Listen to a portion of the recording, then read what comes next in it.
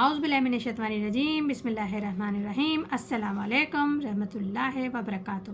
آج ہم سورہ عبس کا ترجمہ، تفسیر اور خلاصہ بیان کریں گے۔ جیسے کہ کل بھی ہم نے سورہ عبس کی کچھ صورتوں کا ترجمہ، تفسیر اور خلاصہ بیان کرا تھا، جس میں ارشاد ہو رہا تھا، جو رب العزت فرما رہے تھے کہ ہم نے انسان کی تخلیق کی اور صحیح اندازے سے اسے پیدا کیا، یہاں تک کہ اس کی زندگی کا پھر اختتام ہوتا ہے، قبر میں بھی جاتا ہے، پھر دوبارہ بھی اٹھایا جائے گا۔ اور اٹھنے کے بعد اللہ تعالیٰ نے فرمایا کہ اس نے وہ کچھ نہیں کیا جس کا اس کو حکم دیا گیا تھا۔ جبکہ اگر انسان اپنی تخلیق پہ غور کرے کہ اللہ تعالیٰ نے اسے صرف پیدا کر کے چھوڑ ہی نہیں دیا دنیا میں، اس کی دنیا میں رہنے کے لیے تمام آسائشیں، آرائشوں کا، ہر چیز کا، کھانے تک کا خیال رکھا ہے۔ تو ارشاد ربانی ہے فَلْيُنْظُرْ إِنَّ الْإِنسَانَ إِلَىٰ طَعَامِهِ۔ اب دیکھ لے آدمی اپنے کھانے کو، کہ اگر آدمی اپنے کھانے کی طرف ہی غور کر لے، دیکھ لے کہ کس طریقے سے اس تک پہنچایا جا رہا ہے اور کس طریقے سے کن مراحل سے گزر کے وہ بن رہا ہے، تیار ہو رہا ہے اور نکل کے آ رہا ہے، جو اس کے لیے اس کو آسانی سے جو مل سکے، میسر آ جائے۔ آگے ارشاد ہے انا سببنا الماء سبا، ہم نے ڈالا اوپر سے گرتا ہوا پانی، یعنی کہ اوپر سے گرتا ہوا پانی آسمان سے برسایا۔ ثم شققنا الارض شقا، پھر چیرا زمین کو پھاڑ کر۔ فانبتنا فیہا حبا، پھر اگایا اس میں اناج، وعناب وقضبا، اور انگور اور ترکاری، والزیتون نخلا، زیتون اور کھجوریں، حدائق الغلبہ، اور گھن باغات، وفاقہۃ وابا، اور میوے اور گھاس۔ ان آیت میں انعامات الہی کا ذکر ہے کہ جو تخلیق انسان کی ابتدا انتہا کے درمیانی زمانے میں مبذول ہوتے ہیں، یعنی کہ انسان کا رزق کس طرح پیدا کیا جاتا ہے۔ پہلے آسمان سے پانی برستا ہے، پھر بیج اور دانہ جو زمین میں مدفون ہے، یہ بارش جانے سے اس میں ایک حیات نباتی پیدا کرتی ہے، اور جس کے ذریعے ایک ضعیف کمپل زمین کو پھاڑ کر اوپر نمودار ہوتی ہے۔ پھر اس سے انواع و اقسام کے غلے و میوے اور باغات وجود میں آتے ہیں۔ اس میں اناج، انگور، ترکاری یعنی سبزیاں، کھیرا، ککڑی اور تمام سبزیاں، زیتون اور کھجور، اور بڑے بڑے گھنے گنجان باغات، اور میوے جات اور گھاس اور چارہ تمہارے جانوروں کے لیے۔ یہ تمہاری ضرورت کی باہمی رسائی ہے، تمہارے لیے، تمہارے جانوروں کے لیے، یعنی کہ تمہارے فائدے کے لیے اور بعض تمہارے جانوروں کے فائدے کے لیے، اور یہ سب نعمتیں ہیں دلیل قدرت کی۔ آگے ارشاد ہوتا ہے متاعً لعلکم وانعامکم، کام چلانے کو تمہارے اور تمہارے چوپایوں کے۔ جیسا کہ ہم نے بتایا کہ تمہارے زندگی گزارنے کے لیے تمام چیزوں کی ضرورت ہوتی ہے، تو وہ یہ سب چیزیں اس طریقے سے میسر کری تم کو، تاکہ تم بھی اس سے لطف اندوز ہو، فائدہ اٹھاؤ اور ضرورت زندگی حاصل کرو، اور تمہارے چوپائے یعنی کہ جانور جو تم پالتے ہو، جو تمہارے کام بھی آتے ہیں، تمہارے لیے روزگار کا بھی سبب بنتے ہیں اور تمہارے ضرورت کا بھی، تو ان کی بھی غذا کا اللہ تعالیٰ نے خاص اہتمام کیا ہے۔ آگے ارشاد ہوتا ہے فَإِذَا جَاءَتِ الصَّاخَّةُ، پھر جب آئے وہ کان پھوڑنے والی، یعنی کہ صاخۃ ایسے شور اور سخت آواز کو کہتے ہیں جس سے انسان کے کان بہرے ہو جائیں۔ مراد اس شور قیامت سے نفخار صور ہے، یعنی جس دن کان پھوڑنے والی آواز آئے گی تو انسان بالکل بے سدھ اور سن ہو جائے گا۔ آگے ارشاد ہے یوم یفر المرء من اخیہ، جس دن بھاگے مرد اپنے بھائی سے،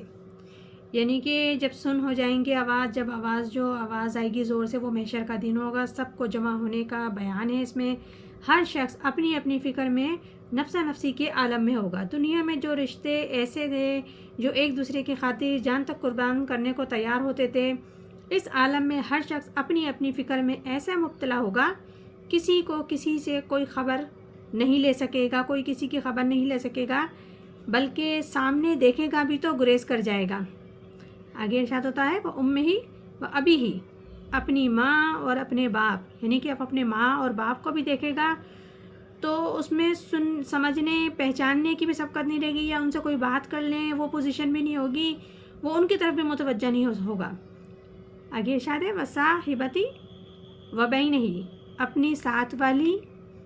ساتھ والی اور اپنے بیٹوں سے، یعنی کہ ساتھ والی سے مراد اپنی بیوی اور اپنے بیٹوں سے، اس کو ان کی بھی فکر نہیں ہوگی۔ لِكُلٍّ أَمْرٍ مِّنْهُمْ يَوْمَئِذٍ شَأْنٌ يُغْنِیہ، ہر مرد کو ان میں سے اس دن ایک فکر لگا ہوگا کہ جو اس کے لیے کافی ہوگا، یعنی کہ ہر جان کے لیے، ہر انسان کے لیے